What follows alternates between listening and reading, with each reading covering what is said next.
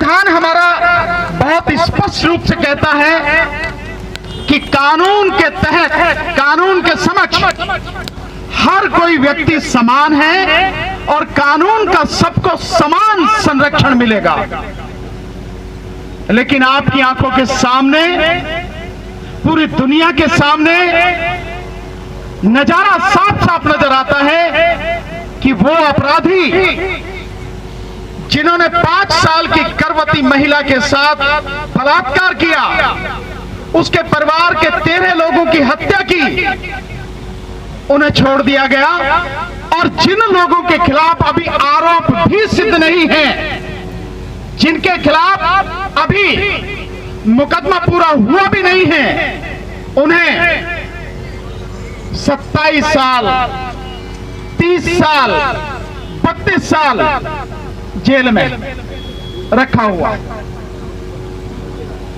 जबकि संविधान कहता है कि किसी भी व्यक्ति को जब तक दोष सिद्ध ना हो जाए वो व्यक्ति दोषी नहीं है। लेकिन यहां तो जो लोग सुप्रीम कोर्ट से भी दोषी सिद्ध हो गए, उसी दिन उन्हें छोड़ा गया जिस दिन प्रधानमंत्री महिला सम्मान की बात करते हैं। और वो ही प्रधानमंत्री हैं जब गुरु नानक देव साहब के 500वें पर्व पर कहते हैं कि हम इनको रिहा करेंगे। क्या प्रधानमंत्री को अपने शब्दों की कोई कीमत नहीं मालूम है? या प्रधानमंत्री अपने उसी चरित्र को बार बार दोहरा रहे हैं कि मैं कहूंगा कुछ और करूंगा कुछ, कि मेरी कथनी और करनी में अंतर मैं आपको बार बार दिखाऊंगा, वो बार बार दिखेगा और मेरे कहने पे नहीं जाना, मैं कुछ भी कह सकता हूं लेकिन करूंगा वही जो मैंने करना है। ये कानून है। और साथियों, कानून तो सभी के लिए है, पर लागू करने वाले जो लोग हैं उनकी नीयत में खोट है लगातार। अन्यथा ये 2 कानून जो अभी आदरणीय प्रोफेसर साहब ने बताए हैं, ये 2 कानून नहीं होते। और माननीय प्रोफेसर साहब, ये कानून सिखों के लिए नहीं है अलग, इस देश में चंद मनुवादियों को छोड़ के बाकी सबके लिए अलग कानून है, अलग तरीके से होते हैं। मैं धन्यवाद देता हूं प्रोफेसर साहब को कि उन्होंने उस बात का जिक्र किया जो अभी मनुवादी लोग संविधान बना रहे हैं और अगले साल बनारस में जिसके लिए धर्म संसद वो बुला रहे हैं। बात केवल इतनी सी नहीं है, बात इसके आगे की है। और कितने आगे हैं आप इससे अंदाजा लगाइए और उनका दुस्साहस देखिए और सरकार की उनको सपोर्ट देखिए कि वो कह रहे हैं कि राजधानी दिल्ली नहीं होगी, बनारस होगी और बनारस में ही धर्म संसद स्थापित होगी, जिसके लिए अगले साल वो तैयारी कर रहे हैं। आप इसको छोटा मत समझना, ये बड़ी गंभीर समस्या है।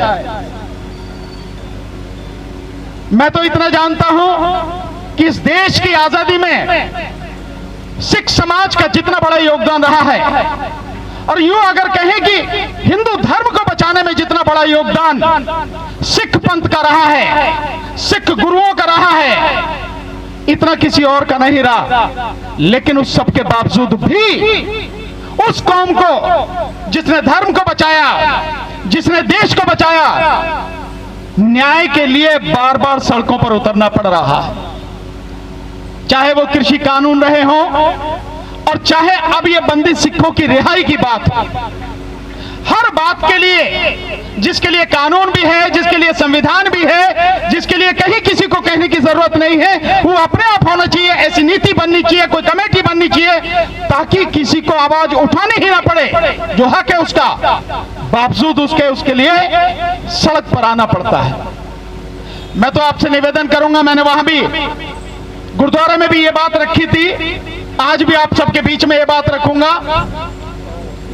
आज बेशक हम अपना ये जो आंदोलन है हम आज स्थगित कर रहे हैं, लेकिन इसके बाद इस आंदोलन को और आगे तक हमें बढ़ाना होगा। जैसे गुरुद्वारा सिंह सभा के साथी कह के गए कि ये बात कि बंदी सिख कौन है, मैं समझता हूं एक पेज पर या 2 पेज पर उनके विषय में सारी चीजें, सारी जानकारी लिखकर सब लोगों को बताई जानी चाहिए, ताकि किसी के मन में कोई शंका न रहे कि ये लड़ाई क्या है। और इसके साथ साथ वहां भी कहा था, फिर यहां कह रहा हूं कि इसके साथ आप ये भी जोड़िए कि केवल 9 सिंह ही नहीं, बंदी सिंह ही नहीं, बल्कि इस देश में हर वो व्यक्ति जिसकी कोई सुनने वाला नहीं है, जिसकी कोई आवाज उठाने वाला नहीं है, जिनके जो मुकदमे हैं उन मुकदमों में जो सजा है वो सजा भी पूरी हो चुकी, बावजूद उसके वो जेलों में पड़े हैं, उन सभी को रिहा किया जाए, तभी न्याय होगा। और हालात को देखकर ये लगता है, मुझे कहने में भी कोई झिझक नहीं है कि आज की तारीख में अगर इस देश में कोई आंदोलन कर सकता है या कोई लड़ाई लड़ सकता है, संघर्ष लड़ सकता है और उस संघर्ष को अंजाम तक पहुंचा सकता है, तो सिख समाज के अलावा कोई नहीं है। आप खड़े होंगे तो बाकी लोग साथ जरूर देंगे, मुझे इसका विश्वास है, लेकिन पहल आप ही को करनी पड़ेगी। सत श्री अकाल। तो साथियों, एक बात और, यहां जितने भी साथी आए हैं और मीडिया के भी जो साथी हैं, मेरा उनसे भी निवेदन है, इस बात को उठाइए। ये हर आम व्यक्ति की आवाज है, केवल यहां कुछ सिंहों की बात नहीं है, ये आम व्यक्ति की आवाज है कि जब कानून एक है, संविधान एक है, कानून के समक्ष सबको समानता है और कानून का सबको समान संरक्षण है, तो फिर भेदभाव क्यों? चंद लोगों के लिए कानून अलग क्यों है और बाकी देश की जो जनता है उनके लिए कानून अलग क्यों है? इन सरकारों को न केवल जगाना पड़ेगा, बल्कि मैं कहता हूं पकड़ के झकझोरना पड़ेगा, तभी इनकी नींद खुलेगी, अन्यथा नहीं खुलेगी। और इसके साथ साथ जो अदालतें हैं, उन अदालतों को भी जगाना पड़ेगा, क्योंकि वो भी न्याय के लिए स्थापित होने के बावजूद न्याय नहीं कर रही हैं। क्या अदालतों को दिखाई नहीं देता है?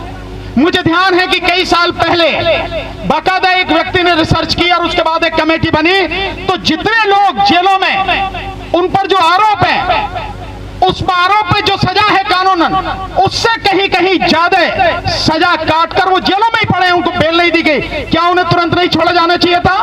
क्या सरकार की ये जिम्मेदारी नहीं थी? क्या कानून की ये जिम्मेदारी नहीं थी? नहीं छोड़ा गया, तो उसके लिए बाकायदा कमेटी बनी और उस कमेटी की रिपोर्ट होने के बाद में बहुत लोगों को रिहा किया गया, छोड़ा गया। वही स्थिति आज भी है। और क्योंकि मैं फौजदारी का वकील हूं, मैं जानता हूं कि अदालतों में 70% बेगुनाह लोग बंद हैं और वर्तमान सरकार तो झूठे मुकदमे करने में, लोगों को यूएपीए, एनएसए और गंभीर जो अपराध हैं उनमें बंद करके जेलों में बंद करने में माहिर है। इसका कोई जवाब नहीं है। इसलिए साथियों, यह संघर्ष हमें आगे बढ़ाना पड़ेगा। ये जो आज जैसा अभी बताया गया है, भाई जगतार सिंह हवारा साहब, जिनको 10 लाख लोगों ने जत्थेदार नियुक्त किया, ऐसा व्यक्ति निश्चित रूप से सरकार डरी हुई है अंदर से, सरकार कांप रही है अंदर से, क्योंकि अगर ऐसा इंसान बाहर आ गया तो उसके साथ में जब सारा समाज खड़ा हो जाएगा तो जो सरकारें आज हैं वो सब पलट जाएंगी। ये राजनीतिक बदलाव होगा, इसीलिए वो बाहर नहीं आने दे रहे हैं। ये मंशा बिल्कुल साफ है। इसमें चाहे जितने भी लोग हो, किसी भी पार्टी के लोग हो, चाहे केंद्र सरकार हो या राज्य सरकार हो, लेकिन ये स्पष्ट है कि ये राजनीतिक षड्यंत्र के तहत उनको बाहर नहीं आने दिया जा रहा है। मैं समझता हूं आपकी और हमारी सबकी आवाज मिलकर अदालतों के कानों तक भी पहुंचेगी, हाई कोर्ट और सुप्रीम कोर्ट तक भी पहुंचेगी और राज्य सरकार और केंद्र सरकारों तक भी पहुंचेगी, और पहुंचनी ही चाहिए। और मैं मानता हूं कि आपको और हमको अपनी आवाज को इतना बढ़ाना, इतना बुलंद करना, अपने आंदोलन को इतना विशाल करना है ताकि सरकार न केवल बात सुने बल्कि बात मानने पर मजबूर हो। और हमारे जो साथ साथी हैं वो बाहर आकर हमारे बीच हो और हमें दिशा निर्देश दें ताकि इस देश में जो गंदगी फैली है उसको साफ किया जा सके। बहुत बहुत शुक्रिया, आपने मुझे समय दिया। हमारे बीच हमारे भाई महमूद पराचा जी जो सुप्रीम कोर्ट के जाने माने एडवोकेट हैं वो आ चुके हैं। हमारे साथ हमारी साथी डॉक्टर रितु सिंह जो दिल्ली यूनिवर्सिटी में प्रोफेसर रही हैं वो भी आ चुकी हैं। हम लोग हमेशा साथ रहे हैं, इसमें कहने की कोई जरूरत नहीं है। जहां भी अन्याय होगा, जहां भी अत्याचार होगा और अन्याय और अत्याचार के खिलाफ जब भी और जहां भी आवाज उठेगी हम खड़े मिलेंगे, साथ मिलेंगे, कंधे से कंधा मिलाकर, कदम से कदम मिलाकर साथ चलेंगे साथियों।